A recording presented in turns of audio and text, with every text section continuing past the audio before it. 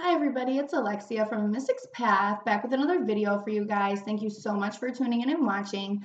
Now, I wanted to kind of shake things up a little bit today. This video isn't astrology based or tarot based. It is more of a spiritual wellness based. I've had a couple requests, so I really just wanted to focus on my daily routine, what that looks like for me, and also proper ways to sage and clear your space. Now, the technique that I am going to show you works for sage bundles, rosemary bundles, pine bundles, whatever cleansing agent that you are using. This technique will work for you as well. Now, I want to start with my daily routine and what that looks like for me. Now, I'm going to show you guys a lot of tools and things that I personally use. I've spent a lot of money and dedication into my spiritual practice because that is one, what I do for a business, and I take my spiritual health and my connection very, very seriously.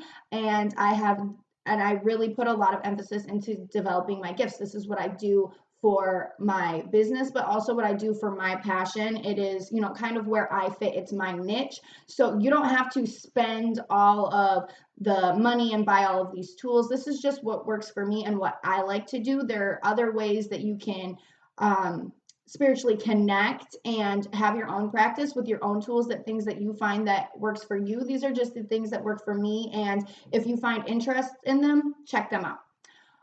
But first, what I first start with when I get up in the morning, after I drink my cup of coffee, I come right upstairs to my sacred space. I have a whole space dedicated to my spiritual practice because that was something that was very important for me.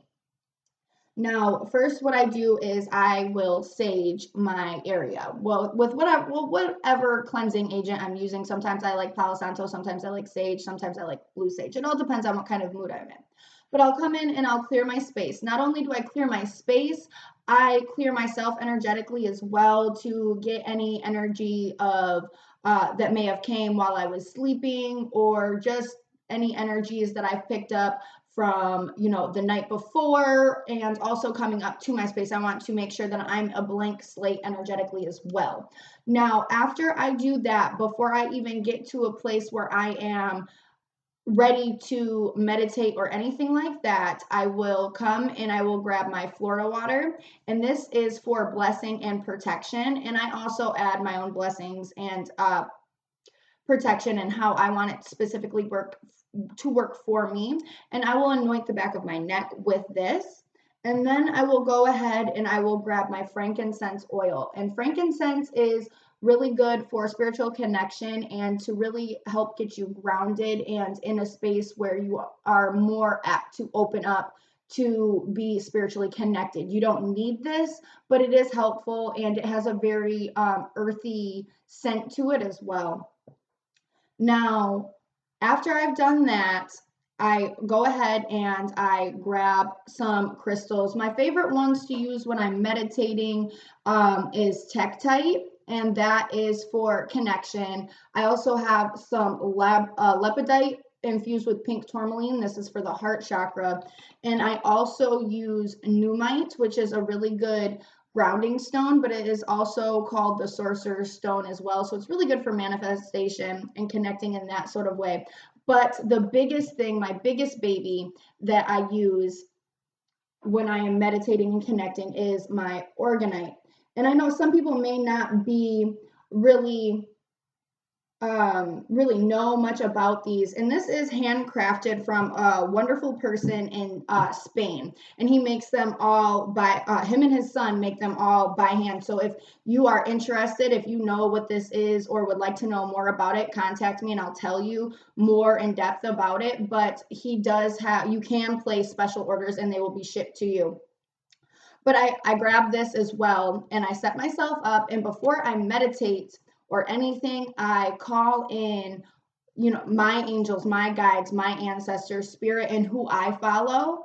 And I give gratitude and thanks for everything that they do for me, all of the blessings and protection that they bring into my life. I give them thanks before I do anything. And then after that, because I find that it's really important that I always express gratitude for what I have and what has been brought into my life and manifested into my life, from outside forces that you can't really see, so they know that they are appreciated as well, and it builds the connection and relationship that I have with my guides and my angels and my ancestors and who I follow. Okay. And then after that, I really, before I ask for anything, before I pray for anything, I pray for the collective and the betterment of our, our collective as a whole. Earthly, I pray for all the earth, and I pray for animals and people in a whole before I ask for anything that I want, because these are things that I find important and I want to change. And then I pray for all of the things that I want. And then after I've done all of that, that is when I meditate.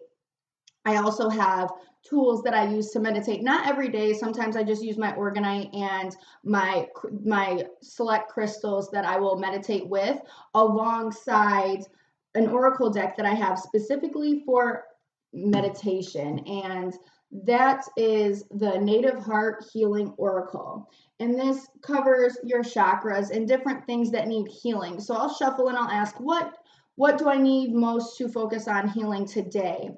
And this is what some of these cards look like. They're really awesome. And it's a Native American based deck, which really goes good with, who I am and my heritage as well. And that was another reason why I was really pulled to this deck as well, because it is a healing deck, but it is also Native American based as well with the chakras. So I will shuffle, and if you are interested in this deck, like you're not really sure how to meditate, this deck has guided meditations within the guidebook for each and every card. So that's really super helpful. And one of the reasons why I really like this, some days I'll use this, some days I'll just go in and go straight into meditation mode. Or some days if I'm having a really hard time, or I'm met with an obstacle, before I'll even shuffle any cards on the obstacle that I'm facing, I go ahead and I will put myself in a space of meditation, and I will do affirmations or kind of like chanting the affirmations in my head, both like in conjunction with my meditation, to get me into a space to be ready and prepared to hurdle over that obstacle before I shuffle the cards. And I'll usually spend 10 to 15 minutes on the low end meditating before I do anything, before I start anything, before I talk to anybody, because I can be kind of cranky. And also, if I'm having some issues where like some anxiety is really messing with me, I have to meditate before I can communicate. So I'm in a space of being self-aware and calm and kind of, just collected. Now, after I have gotten done meditating, I will take my cards out, and I will take my oracle deck, and which is the Witch's Wisdom Oracle deck, is what I'm using right now, and also my New Orleans Voodoo Tarot deck. These decks work together for me like best friends, but they both really incorporate two things that I'm very, very connected and interested in. And then but sometimes it depends on the energy. I might use one of my other decks. I do collectively work with 5 different decks, depending on what energy I feel. I'll work with 2 of those decks to be able to give myself or others a really layered reading. Now, when then I will be shuffling to pull cards for you guys or pull cards for myself, whatever the case may be. And then after that, I may be done. I may study. But that's what my morning routine looks like, and all of the components that go into that. Now, as far as like switching the subject and talking about how to sage your home or your space, whatever it is, if you only have a small space, or if you're saging your whole home, if it's 2-story home, basement, whatever, it doesn't matter. You're going to want to, I really like the big ones, because this sage stick was about this big before when I bought it, which cost like $11. And it lasts through quite a few sages of my whole home and clearing my space every day. And when I go, I'll pick a room that I'm going to start in and finish in. So I will go back to my sacred space where I keep my sage, and that's where I put it out at. I put it out where I start at. That's just my preference. You don't have to do that. So when you're saging, a lot of people say to crack windows to kind of let that negative energy kind of escape out when you are saging, so that negative energy or the energy in general has a place to go. Because with sage, we are creating a blank slate energetically. Palo Santo will leave only the positive energies, among other things. So it all depends on what it is that you're trying to do.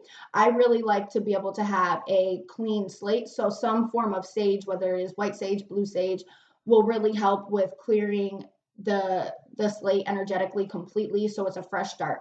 And that's what I like, but I would pick some form of sage for that. But I do greatly use Palo Santo when I'm like, okay, we're going to give the sage a break and I'm going to Palo Santo. So I'm leaving good energies as well.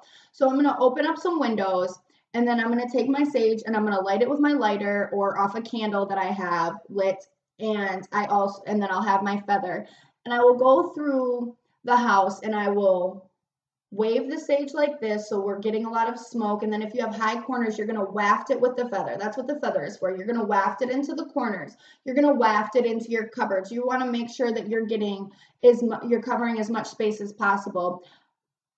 Idealistically, we want to cover all of, the space in our home. So we're going to waft with the high spaces, and we're just going to go through and we're going to make sure that everywhere gets covered and that we have these windows cracked. One, so it doesn't get too smoky and you're not like choking on the sage smoke, but also so that negative energy or energy in general can be released, and it'll go outside and it'll stay out of your home.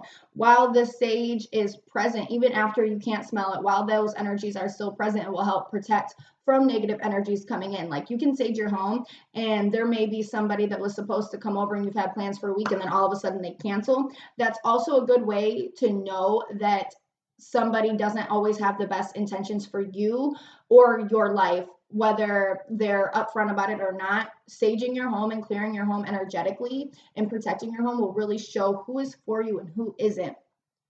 I've literally, I lost a lot of friends that way because a lot of people really stopped coming around when I started saging my home, and when I really started getting into a space where I was avidly protecting my energy and my home's energy and my family's energy. A lot of people stopped coming over, which is, for the betterment of my life. And saging is really simple. A lot of people have those shells that they will, hold the sage in while they're going through. You don't have to buy one of those shells. I've never deemed it necessary. A lot of people do. It helps people connect more to what they're doing because others have done it, and traditionally that's how it's done. You can put a bowl under the sage. All it is for is to catch the ashes that fall, because it'll spark and sometimes it'll fall and it can kind of burn some holes in some things. I've had that happen before. But you can use a bowl or you can buy one of those shells.